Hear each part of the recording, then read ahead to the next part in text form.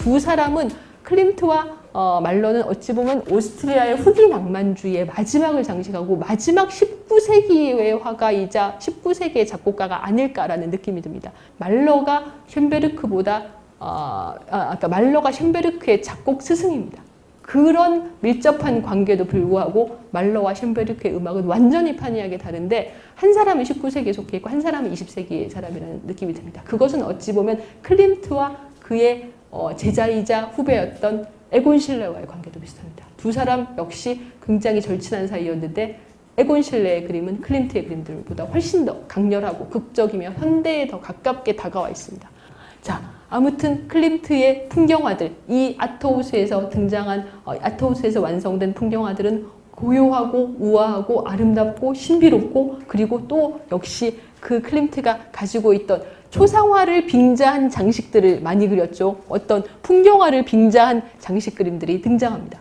이 그림들이 누구에게서 영향을 받았나 하면 엉뚱하게도 클림트가 아까 말씀드린 것처럼 동시대 화가들에게는 거의 영향을 받지 않은 사람인데 풍경화에서는 영향을 받은 사람이 있습니다. 바로 고흐입니다. 고흐의 최후의 작품 중에 하나인 이 두 사람이 있는 덤불숲인데 이 숲은 이제 고흐가 최후의 오베르시루아즈에서 느낀 어떤 절망과 정신 착란의 순간을 묘사하고 있는 그림입니다. 여기서 원근법 완전히 엉터리죠. 그리고 보통 풍경화 덤불숲이면 이 하늘이 보여야 되는데 하늘이 보이지 않습니다. 지금 그림이 위에서 숲 가운데서 잘려 있습니다. 그리고 하늘이 하나도 보이지 않는 상태, 원근법이 전혀 적응되지 않는 상태에서 신비스러운 두 사람이 길을 잃는 듯이 망연하게 서 있습니다. 이것은 당시 고흐의 정신 상황, 뭔가 원근법이 통하지 않는 그런 공간에서 길을 잃어버린 자신의 절망을 표현하는 그림이거든요. 이 그림을 그린 지 한 석 달 후에 이제 자살하는데 이 그림에서 클림트가 무언가 아이디어를 얻은 것이 분명합니다. 당시 고흐의 그림을 알았나? 알고 있었습니다. 1회 분립화 전시회는 전시된 모든 작품들이 다 해외 작가의 작품들 뿐이었거든요. 그래서 고흐나 고갱을 클림트는 분명히 알고 있었습니다. 그리고 또 이런 폭풍우가 다가오는 밤, 어떤 신비스러운 거대한 포플러가 이 캔버스를 거의 뚫을 듯이 서 있고 지금 이렇게 폭풍우가 다가오고 있는 이런 그림들인데 자, 이런 그림들도 뜻밖에도 고흐의 그림과 상당히 비슷합니다. 여기서도 지금 빽빽하게 얽혀있는 이 칸머성, 진짜로 그 아트하우스에 가면 이렇게 칸머성으로 들어가는 길이 있어요. 우리는 이제 개인 소유의 집이니까 들어갈 수 없지만 여기 딱 서 보면 의외로 이 그림과 상당히 비슷하다는 생각이 들던데 여기서도 역시 하늘이 보이지 않고 빽빽하게 숲이 마치 퍼즐처럼 이렇게 하늘을 온통 캠퍼스를 가리고 있는데 이 고흐의 그림과 상당히 비슷합니다. 여기서 하늘을 거의 가리고 있는 이 나무들은 점점 더 어두워져 가는 그 고흐의 정신세계를 보여주고 있거든요. 하늘이 지금 해도 석양이 지고 있는데 해도 구름도 거의 보이지 않고 있지 않습니까? 이 거대한 나무 때문에. 이런 느낌이 클림트의 뜻밖에도 클림트의 풍경화에 분명히 남아 있습니다. 자, 이렇게 해서 클림트는 자신의 예술세계를 거의 완성합니다.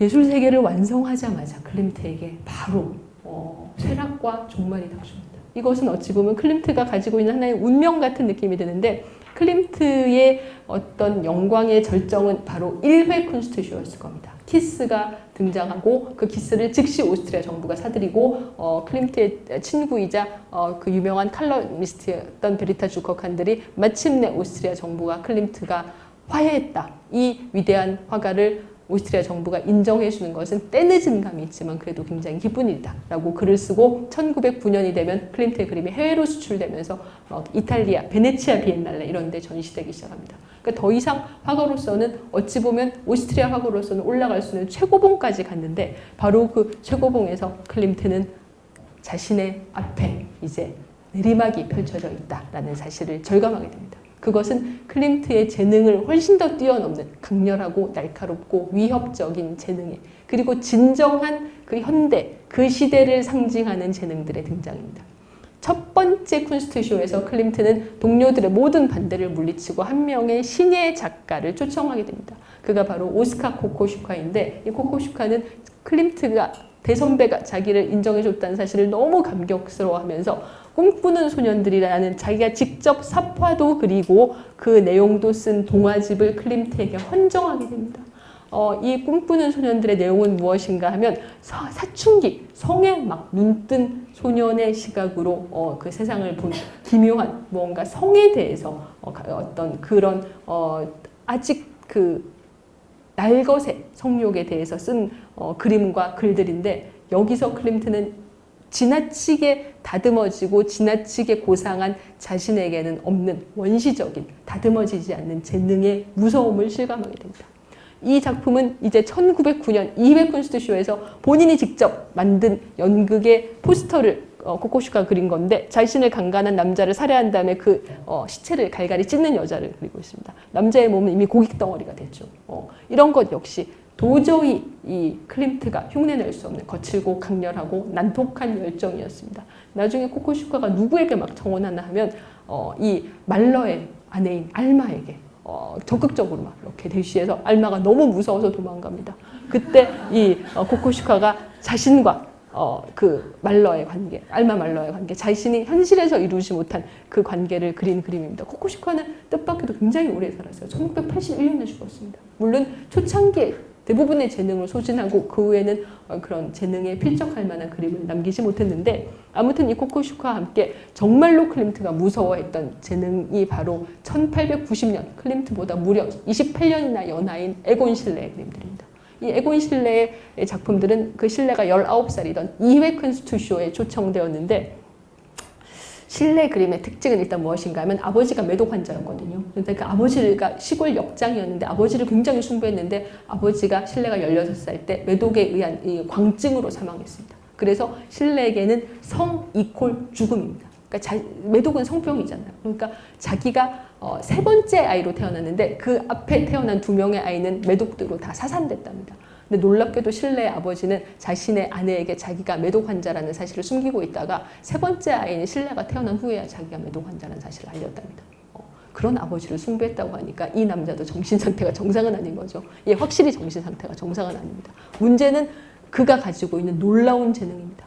실레에게서 자화상 이런 많은 그림들은 일단은 어떤 불능으로서의 자신, 어떤 성적인 불능으로서의 자신, 이렇게 지금 팔과 다리가 팔목과 손목이 다 잘려져 있습니다. 그리고 이 실레의 그림에서 굉장히 눈에 띄는 건 뭔가 하면 손과 골반의 표현, 그리고 피부, 시체와 같은 표현입니다. 살아있는 피부가 아니라 시체와 같은 표현입니다. 지금 여기서 마치 이 가슴의 젖꼭지가 마치 죽은 사람의 눈같이 보이지 않습니까? 이런 것들, 그 다음에 이 죽은 어머니라는 크지 않은 그림인데 이 어머니는 이미 죽었는데 보통 자궁이라는 것은 생산의 장소입니다. 그런데 이 자궁은 관과 같은 죽음의 장소입니다. 아이는 아직 살아있습니다. 그러나 어머니가 죽었기 때문에 아이는 이 관에서 벗어날 수 없습니다. 이런 식으로 성과 죽음을 연관시키는 놀라운 솜씨, 그리고 이 거친 선, 여러 개의 선을 겹쳐서 그린 겁니다. 그래서 자기가 마음에 드는 선만 남겼는데 그런 거칠고 날카로운 드로잉에 이 클림트는 절망할 수밖에 없었습니다. 자기가 도저히 따라갈 수 없는 무서운 재능이었거든요. 그래서 이런 그림도 마찬가지로 지금 임신이라는 것은 이 여자에게 죽음입니다. 왜냐하면 자기의 어머니가 자기 앞에서 두 명의 아이를 사산했지 않습니까? 그리고 그 사산은 누구 때문에? 아버지 때문인 것이죠. 그런 성과 죽음에 대한 절망, 어둠 속 살아있는 것이 아니라 죽음의 상태를 그린 그림들이, 실레의 그림들이 굉장히 많고 그런 실레의 그림들을 보다가 클림트의 그림을 보면 너무 안전하다라는 느낌이 듭니다. 그래서 너무 안전해서 마치 장식 그 자체 같은 느낌이 들어요. 제가 되게 좋아하는 실레의 그림인데 여기서도 이 나무는 지금 보세요. 뿌리가 이미 썩어 있지 않습니까? 지금 이렇게 올라오고 있는데 이 뿌리는 다 썩어서 하얘졌습니다. 그 늦가을이라는 얼음 같은 느낌, 그 다음에 이렇게 이미 다 꺾어져서 죽어가고 있는 나무, 이런 것들이 실레의 그림이 보여주는 놀라운 재능입니다. 실레가 클림트에게 선생님 제가 재능이 있다고 보십니까? 라고 물었을 때 재능이 많아, 너무 많아 라고 대답했다지 않습니까? 빈미술 아카데미를 16살 때 실레가 들어갔는데 자퇴한 이유는 뭔가 하면 당시 분리파의 전시를 어떤 보수적인 이 빈미술 아카데미 교수들이 보러 가지 못하게 했답니다. 그래서 더 배울 게 없다라고 이야기하면서 자퇴해버렸는데 이 클림트와 달리 실레는 자화상을 굉장히 많이 그렸습니다. 왜냐하면 자기애가 상당히 강한 사람이었거든요. 그리고 늘 나 너무 잘생겼어 이런 식으로. 그러나 여기서도 이 피부의 표현을 보면 살아있는 사람의 표현만입니다. 마치 조금씩 죽어가고 있는 듯한 느낌입니다. 그리고 이런 뭔가 누드를 그릴 때 적나라한 누드. 그때 이 누드들이 그렇게 야하다는 느낌이 들지 않습니다. 왜냐하면은 그 뼈라던가 골반의 표현이라던가 이 선이라던가 이런 것들이 가지고 있는 느낌, 그 얼굴은 마치 인형 같습니다. 감정이 보이지 않는 이런 느낌 때문에 야하다는 느낌보다 그로테스크하다는 느낌이 먼저 드는 누드들이 많습니다. 이런 그림을 그려서 이제 음란화가로 체포되게 되는데 그 실레가 그 음란화가로 체포돼서 21일 동안 부류를 살았습니다. 그리고 그 재판에서 이런 음란한 그림을 그린 벌을 너는 받아야 된다라고 이야기하면서 그 지방판사가 실레의 그림 하나를 촛불로 불태웠다라는 얘기가 있거든요. 그래서 실레의 많은 전기나 이야기 항상 전설처럼 등장하는 이야기인데 유감스럽게도 그 얘기는 실레 본인이 지어낸 이야기입니다. 자신의 그림을 촛불로 불태웠다. 나는 예술의 순교자다 라고 이야기하고 싶었던 겁니다. 어떤 성격인지 아시겠죠? 이제 이런 그림, 특히 이제 이런 그림들에서 실내의 드로잉, 대담하고 날카로운 마치 각이 진 것 같은 이 선들이 드러납니다. 드로잉에 대해서 실내 이런 드로잉 솜씨에 특히 클림트가 경탄했는데 선생님의 드로잉과 제 드로잉을 한 장 바꿔도 되겠습니까? 라고 물었더니 왜 바꾸려고 하지? 자네 드로잉이 내 것보다 훨씬 더 좋은데 라고 클림트가 대답했다지 않습니까? 그래서 베르타 주커칸들에게 이야기합니다. 젊은 친구들은 재능은 놀랍고 그 친구들은 더 이상 내 그림에 대해서 관심이 없다. 나는 이제 내 앞에 내리막이 있다는 사실을 받아들여야 된다. 그런데 모든 화가에게는 이런 순간이 오는데 나에게는 그 순간이 유난히 빨리 온 것 같다. 내가 이 사실을 어떻게 담담하게 받아들여야 될지 모르겠다. 라고 이야기합니다. 사실 그 클림트의 좌절은 충분히 이해가 될 수 있습니다. 그 이야기, 실레를 만났을 때 클림트의 나이는 겨우 47이었습니다. 그 나이에 자기가 전성기를 끝내고 내리막을 내려와야 한다라고 이야기를 한다면 그 누가 그 사실을 담담하게 받아들일 수 있겠습니까? 실내의 그림들, 그러나 실내의 그림들, 이런 그림들, 죽음 앞에서 절박하게 서로를 끌어안는 이 뒤에 있는 색깔도 녹색과 황색, 거의 죽음의 색깔이고 지금 이 마치 피가 흐르는 듯한 이런 피부의 표현들, 이런 것들을 보다가 클림트의 포옹을 보면 이렇게까지 안전할 수 없습니다. 이렇게까지 재미없을 수 없습니다. 어찌 보면 클림트의 좌절, 그리고 그 클림트의 천재성, 하나의 천재성은 필연적으로 쇠락의 순간이고 그 천재성을 뛰어넘는 새로운 천재성이 등장하게 되는데 그것을 자신의 눈앞에서 본 클림트의 좌절을 우리가 이해할 수 있는 것 같죠. 실내 본인도 알고 있었습니다. 자기의 재능이 클림트의 재능보다 훨씬 더 뛰어나다는 사실을. 지금 이렇게 수도복을 입은 두 사람의 남자를 그리고 있는데 뒤에 있는 중년의 남자는 앞에 있는 남자를 끌어안고 눈을 감고 있고 앞에 있는 젊은 남자는 눈을 뜨고 정면을 응시하고 있는데 이 뒤에 있는 남자가 클림트이고 앞에 있는 남자가 실내 본인입니다. 여기에 꽃들이 두 송이 꽂혀 있는데 지금 한 송이는 죽어서 이렇게 꺾어져 있습니다. 이렇게 오만방자할 수가 없죠. 이 그림을 그릴 때 실내가 22살이었습니다. 이미 모두가 그 사실을 새로운 해가 뜨고 있다라는 사실을 입 밖으로 말하지 않지만 알고 있었던 것 같습니다. 자, 여기서 또 한 명 말러를 뛰어넘는 슌베르크의 얘기를 할 텐데 아까 말씀드린 것처럼 말러는 클림트보다 2살 위이고 물론 작곡가로도 유명했지만 빈 궁정 오페라, 빈 필하모닉의 지휘자였습니다. 유대인이었음에도 불구하고 유대인이라는 것은 상당히 큰 핸디캡이죠. 그래서 이 자리를 얻기 위해서 말러는 유대교를 버리고 카톨릭으로 개종합니다. 그의 제자가 슌베르크였는데 슌베르크는 은행원을 하다가 작곡가로 전업한 사람이었습니다. 그러니까 말러에 비해서 상당히 그 시작이 초라했죠. 그러나 슌베르크는 이런 음악에 대해서도 상당히 뛰어난 재능, 또 미술에 대해서도 재능을 가지고 있어서 이렇게 자화상을 그렸는데 자기에게 그림을 가르쳐주는 자기 아파트의 아래층에 살고 있던 게르스탈이라는 화가가 있었습니다. 이 게르스탈과 슌베르크의 아내 마틸다가 바람이 납니다. 그래서 1908년 여름에 두 사람이 도망갑니다. 그리고 나서 도망갔다가 마틸다가 돌아옵니다. 게르스탈은 28이었는데 결과적으로 자기의 연인을 잃어버린 거죠. 그 연인을 잃었다는 충격을 극복하지 못하고 그해 11월에 자살합니다. 지금 자살하기 전에 그린 마지막 자화상인데 이제 완전히 미친놈이죠. 거의 그 창란의 상태에서 웃고 있지 않습니까? 이 혼란의 와중에 슌베르크가 1908년에 자기의 현악사중주 2번을 작곡해서 마틸다에게 헌정합니다. 이 슌베르크의 현악사중주 2번도 파격적으로 이 현악사중주의 소프라노가 등장합니다. 그러나 이 말러의 곡, 베토벤의 곡이 기악과 성악의 조화로운 합의를 통해서 보다 높은 세계를 이야기하고 있다면 슌베르크의 곡은 무조성입니다. 뭔가 그때까지 있었던 모든 조성을 찢어 발기는 듯한 이게 이제 칸디스키의 추상화인데 이런 식으로 구상을 찢어 발기고 추상으로 가는 것처럼 기존의 음악을 완전히 부정하는 듯한 느낌의 작품입니다. 말러와 쇤베르크, 제자와 스승 사이의 관계였지만 두 사람 사이에는 사나의 세기가 놓여 있습니다. 말러가 19세기 사람이라면 이제 쇤베르크는 20세기 사람이죠. 그리고 클림트의 그림은 점점 더 어두워집니다. 지금 두 번째 유디트인데 이 그림이 베네치아 비엔날레에 출품되어서 베네치아시가 사들인 그림입니다. 그래서 베네치아 시립미술관에 있는데 역시 지금 홀로페르네스의 목을 든 유디트인데 첫 번째 유디트, 승리에 차 있던 이 유디트에 비하면 이 유디트는 더 심각하고 어두워졌습니다. 그리고 점점 더 뭔가 황금시대에 안주할 수 없다라는 클림트의 불안감이 일으킵니다. 왜냐하면 후배들의 추격이 너무나도 빨랐고 거셌기 때문이죠. 두 번째 아들레 블로우 바이오 조상을 보면은 클림트가 황금 시대를 완전히 벗어나려고 시도하고 있다라는 사실을 알 수가 있습니다. 그럴 수밖에 없습니다. 왜냐하면 이 당시에 동시대 화가들이 그린 그림들, 예를 들면 아비뇽의 여인들, 입체화, 완전히 이 입체를 다 평면으로 해체한 후에 화가 자신의 방식대로 재구성하지 않았습니까? 과거를 이런 식으로 충격적으로 부인하는 그림들이 그려지고 있는데 계속 어떻게 고답적인 그림만 그리겠습니까? 클림트는 점점 더 어디로 도망가나 하면 이제는 동양으로 갑니다. 그래서 중국, 일본의 기모노 옷감 무늬, 일본의 노 가면 이런 데서 아이디어를 얻게 되는데 그림이 점점 더 무거워지고 복잡해집니다. 그리고 후퇴하고 있습니다. 마지막에 그림들 보면 이 그림이 초상이든 이런 풍경이든 오직 장식, 숨막힐 듯한 장식 그림을 가득 채우고 있고 초창기의 자신만만함이나 우아함이나 고요함은 찾아볼 수가 없습니다. 클림트가 무려 5년을 들여서 그린 이 죽음과 삶이라는 작품을 보면 이제 클림트는 화가로서 그 다음에 한 인간으로서 자신에게 종말이 다가오고 있다는 공포를 숨기지 못합니다.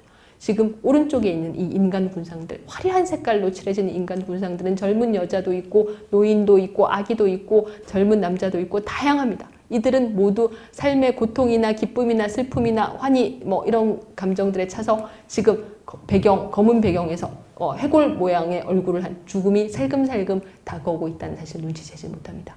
이 몽둥이로 한번 죽음이 몽둥이를 내리치면 그 누구도 이기지 못하고 죽음으로 끌려가고 말겠죠. 터무니없이 이렇게 밝고 화려한 색채들이 그림을 가득 채우고 있습니다. 클림트의 아버지가 56세 뇌출혈로 죽었기 때문에 클림트는 그 나이가 다가올수록 점점 더 조심합니다. 그러나 클림트가 남긴 무려 140장의 스케치를 그렸지만 위안성으로 남긴 이 신부라는 그림을 보면 화가로서의 몰락이 한 인간으로서의 몰락보다 더 먼저 클림트를 찾아왔다라는 사실을 우리가 부인하지 않을 수 없습니다. 이제 그림은 지나치게 복잡하고 지나치게 화려해지고 클림트는 이 사이에서 길을 잃어버린 겁니다. 그리고 1918년 1월 11일에 자신의 아틀리에에서 그림을 그리다가 클림트는 뇌출혈로 쓰러집니다. 아까 말씀드린 대로 그때 뇌출혈로 쓰러지는 클림트를 보고 여동생이 달려갔을 때 여동생에게 남긴 마지막 말은 에밀리를 불러와 였습니다. 그 상태에서 2월 6일에 클림트는 사망합니다. 정말로 아버지가 죽었던 나이 56에 아버지가 죽은 것과 똑같은 뇌출혈로 죽게 됩니다. 클림트가 이 죽은 클림트의 얼굴을 실레가 급히 병원에 가서 그렸는데 자신만만하던 당당한 장군이라는 별명을 가진 클림트의 얼굴은 온데간데 없고 죽음과 삶에서 그 죽음에게 항복한 한 나약한 인간이 있을 뿐입니다. 자, 클림트가 죽고 사라진 빈 분리파에서 실레가 대표자로 부상합니다.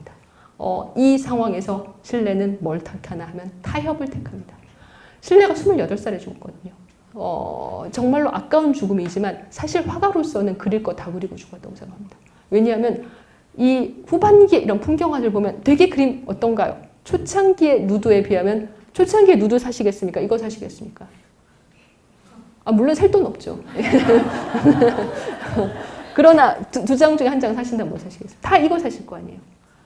실레는 팔리는 그림을 그려야 되겠다라고 생각을 합니다. 25, 26부터. 자, 가족이라는 그림. 이 그림을 보면 뭔가 안락한 삶을 내가 살 수도 있겠다라는 생각을 했다는 사실이 지금 선명하게 보이고 있습니다. 초창기에 날카롭고 어떤 정말 강렬하고 보는 사람을 쓰러뜨릴 것 같은 충격적인 그런 그림들은 서서히 실레의 작품에서 사라지고 있습니다. 그리고 클림트가 없는 상태에서 분리파 전시회를 하게 될 때 실레가 그 대표자가 되면서 클림트의 자리를 비워놓습니다. 영원히 비어있는 이 자리, 우리들의 수장은 클림트다라는 이야기를 하면서 반대로 다음에 하는 이야기는 무엇인가 하면 이제 그럼 그 새로운 수장은 내가 될 것이다 라는 이야기를 하고 있습니다. 마치 최후의 만찬에 앉아있는 예수와 제자들을 그린 것 같은 그림인데 자기를 최후의 만찬에 앉을 수 있는 예수 또는 제자로 생각했다면 실레의 자기애가 얼마나 대단했는지 알게 됩니다. 1차 세계대전이 끝나고 오스트리아는 영토의 80%를 잃고 합스부르크 황가는 해체됩니다. 그리고 그해 무서운 스페인 독감이 1차 세계대전으로 1000만 명이 죽었는데 스페인 독감으로 2000만 명이 죽었습니다. 그 스페인 독감에 감염돼서 실레의 아내인 에디트도 죽고 실레도 아내가 죽은 지 3일 만에 10월 31일에 28살의 나이로 사망합니다. 우연의 일치처럼 이 분리파의 많은 멤버들이 1918년에 세상을 떠나게 됩니다. 빈 분리파는 해체는 맞지 않았지만 사실상 유명무실해집니다. 그래서 오늘날 우리가 빈에 가면 빈이라는 도시가 굉장히 화려하다는 이야기 저희가 첫 시간에 했었죠.